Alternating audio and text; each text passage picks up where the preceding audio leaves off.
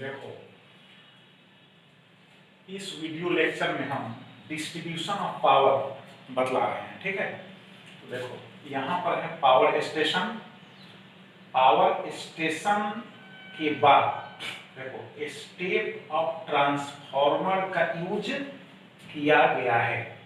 इसका मतलब है कि पावर स्टेशन से जब इलेक्ट्रिसिटी जनरेट होता है, ठीक, तो उसके बाद स्टेप अप ट्रांसफॉर्मर के द्वारा जो है वोल्टेज को इंक्रीज किया जाता है, वोल्टेज को इंक्रीज किया जाता है।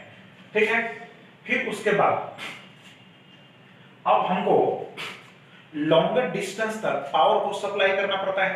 ठीक है, तो एट लास्ट जो है हम जब पावर को हाउस और शॉप और फैक्ट्री में पहुंचाते हैं, ठीक है, तो उसके पहले हमको स्टेप डाउन ट्रांसफॉर्मर यूज करना पड़ता है। ठीक है, तो स्टेप अप ट्रांसफॉर्मर के द्वारा जो पावर है, ठीक है, उसको हाउस में और शॉप में और फैक्ट्री में पहुंचाया जाता है। इसका मतलब है कि स्टेप डाउन जो ट्रांसफॉर्मर है वह लो वोल्टेज को, लो इनपुट वोल्टेज को हाई आउटपुट वोल्टेज में कन्वर्ट करता है, और स्टेप डाउन ट्रांसफॉर्मर जो है, जो हाई इनपुट वोल्टेज है, ठीक है, उसको लो आउटपुट वोल्टेज में कन्वर्ट करता है। ठीक है, तो इस तरह से पावर का ट्रांसमिशन होता है। अब देखो, when power is transmitted from power station to the consumer, ठीक है, कंज्यूमर तक पहुंचाया जाता है, then electric energy is wasted in the form of heat energy. तो इस केस में जब पावर को ट्रांसमिट कराया जाता है तो इस केस में जो है एनर्जी जो है लॉस्ट होता है, एनर्जी जो है लॉस्ट होता है। किस फॉर्म में लॉस्ट होता है? तो I स्क्वायर RT के फॉर्म में लॉस्ट होता है, दैट इज हीट एनर्जी के फॉर्म में, ठीक है, एनर्जी जो है लॉस्ट होता है। ठीक है, तो हीट एनर्जी के फॉर्म में लॉस्ट को लॉस्ट ऑफ जो इलेक्ट्रिकल एनर्जी है उसको हम एक्सप्रेस करेंगे I स्क्वायर RT। I हो गया करंट, R हो गया रेजिस्टेंस हो गया कंडक्टर का, T हो गया टाइम। ठीक, अब देखो पावर लॉस जो है उसको रिड्यूस कैसे किया जाए? क्योंकि हम पावर को लॉन्गर डिस्टेंस तक पहुंचाते हैं तो हम चाहेंगे कि पावर में लॉस कम से कम हो, ठीक है, कम से कम हो। तो रिड्यूस करने का क्या उपाय है? तो number one, increasing cross sectional area. जैसे देखो R is equal to rho L upon A होता है। R क्या है? रेसिस्टेंस है, रो रेसिस्टिविटी है, L क्या है? कंडक्टर का लेंथ है, ये क्रॉस सेक्शनल एरिया है। तो क्रॉस सेक्शनल एरिया जितना ही ज्यादा होगा, ठीक है, रेसिस्टेंस रिड्यूस हो जाएगा, रेसिस्टेंस स्मॉल होगा। तो इसका मतलब है तार को जितना हम मोटा करेंगे, मोटा वायर होगा मोटा, तो क्रॉस सेक्शनल एरिया इंक्रीज करेगा। क्योंकि पावर को हमको लॉन्गर डिस्टेंस तक पहुंचाना है तो क्रॉस सेक्शनल एरिया को इंक्रीज करेंगे तो रेसिस्टेंस कंडक्टर का रिड्यूस हो जाएगा। ठीक है, second, increasing voltage using step of transformer. और फिर वोल्टेज को इंक्रीज करके, ठीक है, हम पावर लॉस को कम कर सकते हैं, जो एनर्जी लॉस्ट होता है उसको हम कम कर सकते हैं। ठीक है, अब इसके बाद देखो थ्री फेज ट्रांसफॉर्मर। देखो थ्री फेज ट्रांसफॉर्मर जो है थ्री फेज, ठीक है, तो देखो यहां थ्री फेज ट्रांसफॉर्मर, ठीक है, तो थ्री फेज ट्रांसफॉर्मर जो है थ्री फेज, ठीक है, तो उसको हम कैसे रिप्रेजेंट करते हैं? देखो यहां, ठीक है, इज रिप्रेजेंटेड बाय, देखो यहां थ्री फेज जो ट्रांसफॉर्मर है उसको हम इस तरह से रिप्रेजेंट करते हैं। देखो ऐसे सर्कल बना दिए, एक ऐसे सर्कल बना दिए, एक ऐसे सर्कल बना दिए, ठीक है, तीनों एक दूसरे से जो है कनेक्टेड है। तो थ्री फेज जो ट्रांसफॉर्मर है is represented by this symbol, ठीक है, दे। अब देखो,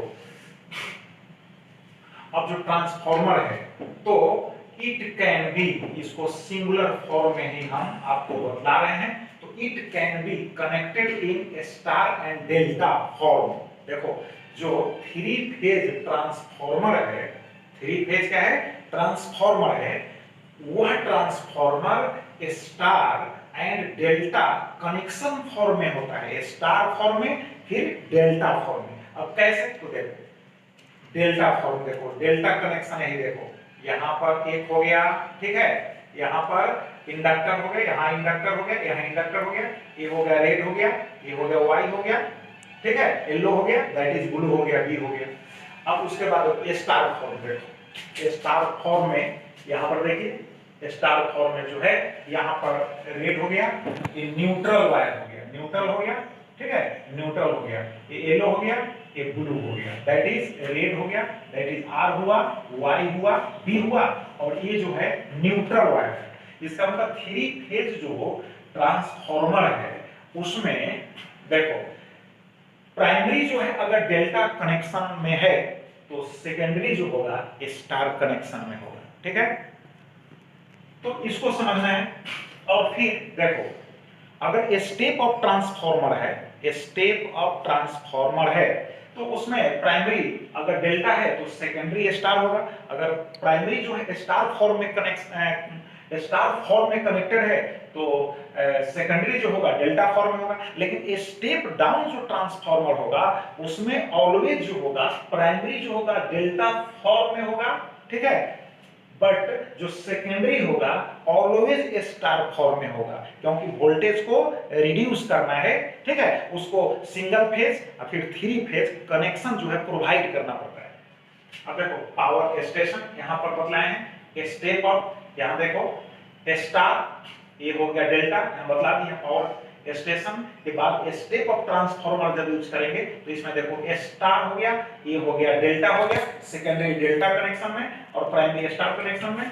डिस्ट्रीब्यूशन ट्रांसफॉर्मर जो है उसमें प्राइमरी जो है डेल्टा जो डिस्ट्रीब्यूट कर रहा है, पावर को डिस्ट्रीब्यूट कर रहा है हाउस में, फिर शॉप में, फिर इंडस्ट्री में, दैट इज फैक्ट्री में, तो वो पावर डिस्ट्रीब्यूशन पावर ट्रांसफॉर्मर कहलाएगा, दैट इज डिस्ट्रीब्यूशन ट्रांसफॉर्मर कहलाएगा, ठीक है। तो देखो प्राइमरी होगा डेल्टा में तो सेकेंडरी क्या होगा स्टार में। इसका मतलब है कि स्टेप डाउन जो ट्रांसफॉर्मर है, ठीक है, वो हाई इनपुट वोल्टेज को लो, हाई इनपुट जो वोल्टेज है उसको लो आउटपुट वोल्टेज में कन्वर्ट करता है, तो उसका कनेक्शन इसी फॉर्म में होगा, प्राइमरी डेल्टा तो सेकेंडरी हो जाएगा स्टार, ठीक है। अब देखो स्टेप डाउन ट्रांसफॉर्मर यही डिस्ट्रीब्यूशन ट्रांसफॉर्मर है, तो देखो सेकेंडरी इज कनेक्टेड, यहां पर लिखे हैं देखो थ्री फेज डिस्ट्रीब्यूशन को शो कर रहा है, थ्री फेज डिस्ट्रीब्यूशन को शो कर रहा है। स्टेप डाउन ट्रांसफॉर्मर है, सेकेंडरी इज कनेक्टेड, तो connected to three phase and four wire system, देखो connected to three phase and four wire system. अब three phase and four wire system है, इसका मतलब है कि इसका जो ये जो सेकेंडरी जो होगा, ये जो सेकेंडरी जो होगा इस फॉर्म में कनेक्शन होगा, स्टार फॉर्म में होगा, ठीक है। तो स्टार फॉर्म में सेकेंडरी जब कनेक्टेड होगा तो उसमें वायर्स जो होंगे उनकी जो संख्या होगी, ठीक है, 4 होगी। इसका मतलब 4 वायर्स होगा, लेकिन नेम होगा थ्री फेज, वायर्स की संख्या 4, नेम होगा थ्री फेज। अब थ्री फेज एंड 4 वायर्स, ठीक है, 4 वायर्स इस सिस्टम जो हुआ, ठीक है, 4 वायर्स सिस्टम जो हुआ प्रोवाइड्स क्या करेगा, बोलिए, single phase and three phase, मतलब 4 वायर्स होगा, थ्री फेज कहलाएगा, ठीक है, three phase and 4 wires, wires 4 है जिसमें एक न्यूट्रल होगा, ठीक है, तो थ्री फेज को भी प्रोवाइड करेगा और सिंगल फेज को भी प्रोवाइड करेगा, ठीक है, यानी 4 वायर्स मिलकर single phase and three phase दोनों को प्रोवाइड करेगा। तो थ्री फेज हो गया एंड 4 वायर सिस्टम, ठीक है, सिस्टम जो है provide single phase and three phase. अब देखो यहाँ पर हम बतलाए हुए हैं ये सेकेंडरी का कनेक्शन है, स्टेप डाउन का सेकेंडरी का जो है स्टार कनेक्शन है, इसमें VP लिखा होगा, देखो ये तो हो गया न्यूट्रल। अब एक जो लाइन है इसका कनेक्शन कर दिए न्यूट्रल से, तो उसको कहेंगे हम क्या कहेंगे, सिंगल फेज, ये हो गया सिंगल फेज। देखो जैसे यहाँ पर मतलब हम क्या किए हैं, इम्प्टी है यार, ये जो है ये जो ब्लॉक है इम्प्टी है, इसका मतलब VP, ये हो गया आपका सिंगल फेज कनेक्शन हो गया। देख लो ये हो गया आपका लाइव हो गया, और ये हो गया न्यूट्रल वायर हो गया, तो ये हो गया सिंगल फेज कनेक्शन। और यहाँ इस तरह से सिंगल फेज को बताएं, फिर न्यूट्रल से फिर लाइव को जोड़ दिए, ये भी सिंगल फेज हो गया। यहाँ भी न्यूट्रल से लाइव को जोड़ दिए, ये भी सिंगल फेज हो गया। और ये देखो, यहाँ देखो, ये लाइव हो गया, ये लाइव हो गया, ठीक है। तो इस तरह से यहाँ देखो, इसमें भी कनेक्ट किए हैं, इसको इससे कनेक्ट कर दिए, देखो, फिर इसको इससे कनेक्ट कर दिए, फिर इसको इससे कनेक्ट कर दिए, न्यूट्रल से कनेक्ट नहीं किए, तो ये कहलाएगा आपका फेज टू फेज कनेक्शन कहलाएगा, ठीक है, फेज टू फेज कनेक्शन कहलाएगा, ठीक है। तो अब इसके बाद हम कैलकुलेट करके अब आपको हम बतलाएंगे, कैलकुलेट करके बतलाएंगे कि सिंगल जो फेज होगा कितना वोल्टेज प्रोवाइड करता है, और फिर थ्री फेज जो होगा कितना वोल्टेज प्रोवाइड करता है, ठीक है। देखो, सिंगल फेज वोल्टेज को क्या कहते हैं, तो सिंगल फेज वोल्टेज जो है is called phase voltage. Single phase जो वोल्टेज है उसको फेज वोल्टेज बोलते हैं, ठीक है। और सिंगल फेज जो वोल्टेज होता है वह 220 वोल्ट टू 230 वोल्ट होता है, ठीक है। तो सिंगल फेज वोल्टेज क्लियर हो गया। अब देखो, थ्री फेज जो वोल्टेज है उसको क्या कहते हैं, लाइन वोल्टेज कहते हैं। थ्री फेज वोल्टेज को लाइन वोल्टेज कहते हैं।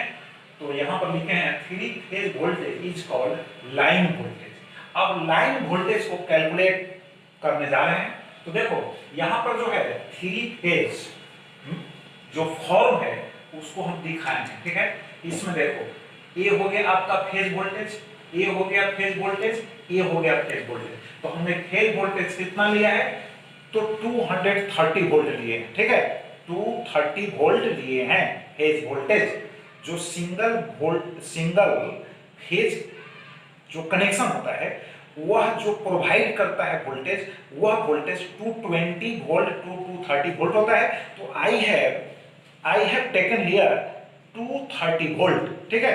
तो सिंगल जो फेज कनेक्शन है वह जो वोल्टेज हुआ दैट इज फेज वोल्टेज जो हुआ हमने लिया 230 वोल्ट। तो देखो, यह भी फेज वोल्टेज हो गया, यह भी फेज वोल्टेज हो गया, यह भी फेज वोल्टेज हो गया। तो लाइन वोल्टेज का जो कैलकुलेशन होगा वो कैसे होगा, देखो, ऐसे वोल्टेज तो स्केलर क्वांटिटी है, ठीक है, वोल्टेज जो है स्केलर क्वांटिटी है, लेकिन हम इसका कैलकुलेशन जब करते हैं तो इसको वेक्टर फॉर्म में कैलकुलेशन करते हैं, ठीक है, वेक्टर फॉर्म में इसका कैलकुलेशन करते हैं, ठीक है।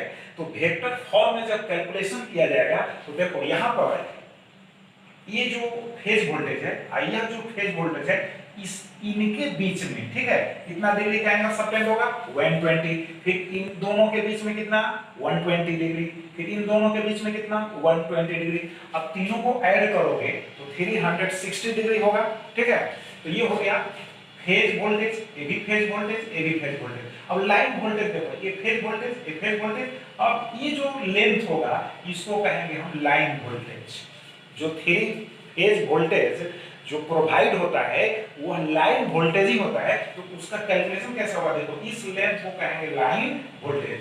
तो ऐसे बुक में लिखा हुआ मिलेगा, ठीक है, 440 volt three phase that is 440 volt, यानी 440 वोल्ट लिखा हुआ मिलेगा।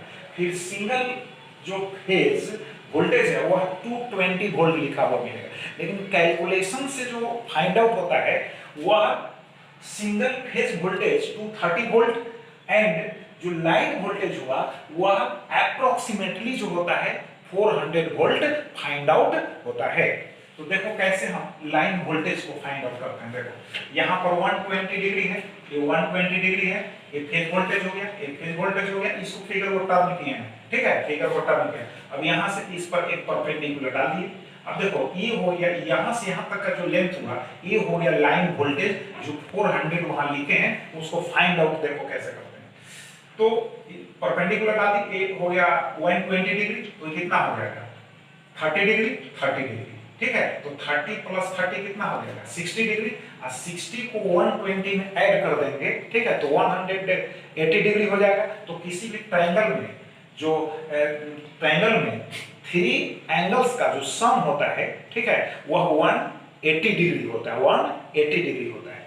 अब हम बाइसेक्ट कर यहाँ पर परपेंडिकुलर यहाँ पर डाले हैं, तो देखो इस लेंथ को हम सबसे पहले निकालेंगे, ठीक है, और इस लेंथ को निकालेंगे तो उसमें 2 से मल्टीप्लाई कर देंगे तो टोटल लेंथ यह निकल जाएगा कि नहीं, नहीं तो ऐड भी कर सकते हैं इस लेंथ को निकालकर, ठीक है, फिर इस लेंथ को निकालकर ऐड कर देंगे, तो जितना यह लेंथ होगा उतना ही यह लेंथ होगा, ठीक है। तो देखो कैसे, तो 30 डिग्री 30 डिग्री, तो इस ट्रायंगल में देखो, इस राइट ट्रायंगल में हम देख रहे हैं, इसमें भी देख सकते हो, इस राइट ट्रायंगल में देख रहे हैं, तो ये cos थीटा जब हम लेंगे तो बेस बाय हाइपोटेनस हो गया, यानी b बाय h होगा, तो h के प्लेस पर क्या है 230 वोल्ट है, अब b के प्लेस पर क्या है, यह है साइड, ठीक है, तो यह साइड जो होगा 230 इनटू हो जाएगा cos 30 डिग्री, ठीक है, तो अब cos 30 डिग्री का वैल्यू होता है √3/2, तो यहाँ 230 में मल्टीप्लाई करेंगे √3/2 से, अब फिर इतना ही कैलकुलेशन इस लेंथ का भी होगा 230 √3/2, तो ऐसा किए हैं कि हमको इस लेंथ से मतलब है तो 2 से मल्टीप्लाई कर देंगे, 230 इंटू √3/2 में 2 से मल्टीप्लाई कर देंगे तो 2 कैंसिल हो जाएगा, यहाँ 230 इंटू हो जाएगा √3, अब √3 जो हो गया तो यहाँ पर 230 हो गया, √3 का वैल्यू 1.732, ठीक है, तो √3 का वैल्यू इतना, अब इससे मल्टीप्लाई करेंगे तो यहाँ पर आएगा 398.36, अप्रोक्सीमेटली इसी को हम लोग कहते हैं 400 वोल्ट, ठीक है, तो कैलकुलेशन से 3 फेज जो कनेक्शन है, जो 3 फेज वोल्टेज है वो हो गया 400 वोल्ट, लेकिन बुक में लिखा हुआ रहेगा 440 वोल्ट, 440 वोल्ट लिखा हुआ है, लेकिन कैलकुलेशन से कितना फाइंड आउट हो रहा है 400 वोल्ट, कब, जब फेज वोल्टेज हम लिए हैं 230 वोल्ट, तब 220 वोल्ट लेंगे तो इससे भी कम जाएगा, ठीक है कि नहीं। तो ये हो गया आपका जो सिंगल फेज एंड हो गया 3 फेज। अब जो हाउस कनेक्शन होता है, सिंगल फेज कनेक्शन होता है, ऐसे लोड के आधार पर 3 फेज कनेक्शन प्रोवाइड किया जाता है, ठीक है, तो आप सिंगल फेज को भी अंडरस्टैंड करेंगे, फिर 3 फेज को भी अंडरस्टैंड करेंगे, कैलकुलेशन करके भी